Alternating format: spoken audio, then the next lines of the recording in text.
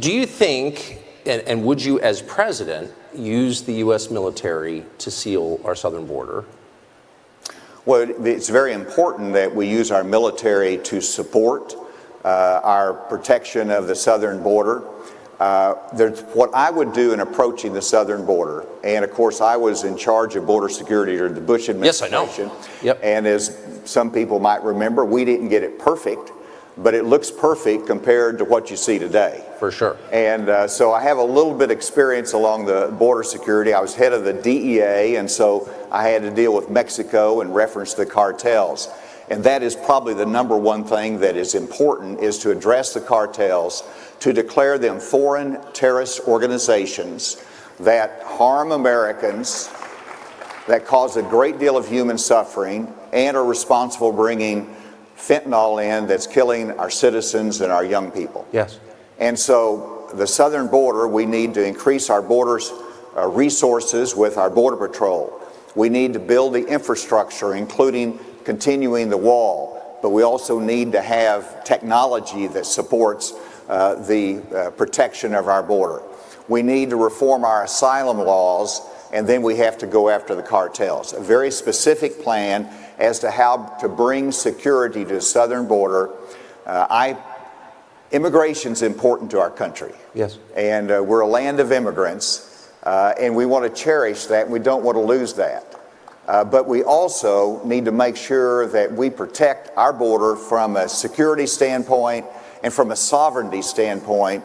That defines a sovereign nation whenever we can control our borders. Amen. And I think most people agree with that or say they agree with it. But just to more precise action questions. So we have U.S. military personnel in over 100 bases around the world. The president, as you saw yesterday, mobilized some reserves to support the effort against Russia in Eastern Europe.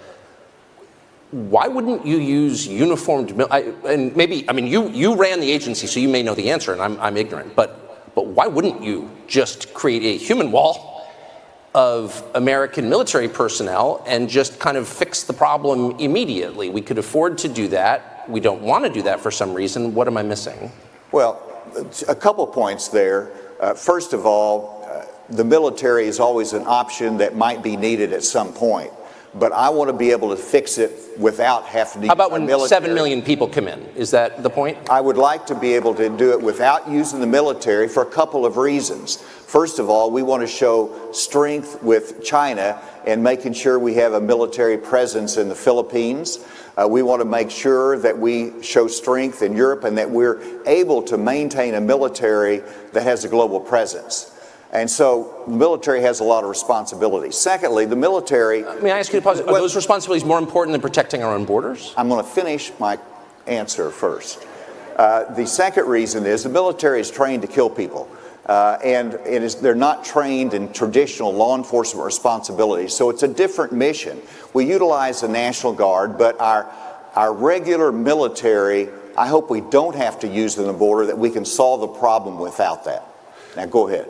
Okay, but if I describe to you a nation in which 7 million people had moved without permission, most of them military-age males, and bringing with them, they brought poison that killed over 100,000 citizens of the country into which they were moving every single year, you would say this is an invasion. This is not only a challenge to a sovereignty, this is proof that sovereignty doesn't exist. You don't control your country. It's not really your country. And you would say that's an emergency. In fact, you might even say that's worse than what's happening in Ukraine right now from an American perspective. And so if that doesn't meet the definition of an emergency with which you'd use the U.S. military to respond, then what does? What's happening in the Philippines? I mean, I'm not mocking you, but what is happening in the Philippines that's more important than that? Well, the Philippines is close to Taiwan, and so that sends a signal, of course, that fact that we have our bases there, that if we have the right personnel, the right equipment there, then we send a signal to China, don't touch the freedom of Taiwan. And I think that's important. But in terms of what is important, obviously, whenever you look at the Trump administration, they took steps along the border, but they didn't put the military personnel there. They didn't. And whenever you look at how we can solve that problem, if we can solve that problem short of it. There could be, there's some candidates that advocate using the military to bomb the labs in Mexico. Well, that is called an invasion, and I'd like to be able to do something short of invading a neighboring friendly country, and there's ways to do it. I've worked as the head of the DEA with President Vicente Fox at the time to dismantle one of the cartels.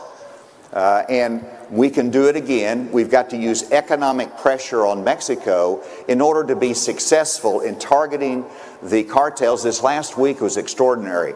Down in Mexico, you're seeing them use roadway bombs, the cartels, and it wound up killing civilians. Mexico has to wake up to the threat to their country and to their economy and to their citizens from the unleashed power of those cartels. The United States needs to support that and pressure Mexico if they're not going to cooperate. I'm a little confused by the orientation. So, of course, there is a drug war ongoing in Mexico. It's been going on since you were involved in government.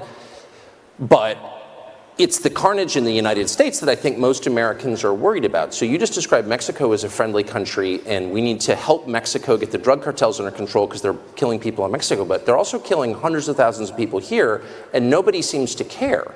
So we can argue about, what the policy solutions are, but it's the emphasis that I think is very striking to a lot of voters. Like, where's the outrage? 100,000 people die of poison sent through Mexico, and we call them a friendly country? I don't understand. Well, you haven't been to my town hall meetings, which No, but I'm offering you a chance. In which I talk about the fentanyl crisis in our cities. And Tucker, you're absolutely right. Whenever I have a friend that I call up who's in New York City, but he's from Arkansas, and I call him up, talk about a political question, my campaign actually, and I say, what are you doing in New York? And he said, my son, who is a college-age student, went to go watch a baseball game in New York.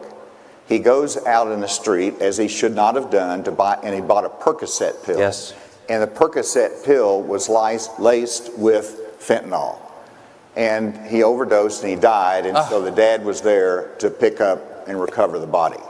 And so fentanyl is a crisis. It's the number one cause of death between those ages 18 and 49 in America. So it is a crisis, it is serious, and it has to be addressed both with going after the cartels, controlling the border, but it's also about what Governor Kim Reynolds did here in Iowa and had a fentanyl conference, which I attended, in which parents who had been impacted were trying to educate others about the danger of illicit drugs, particularly fentanyl, and how they can be laced with other drugs.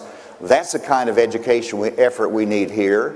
It's about addiction counseling as well, and families struggle with this. I've struggled with this. And so, yes, it is something that I take very, very seriously. Yes. I'm passionate about, I'm outraged about. Amen.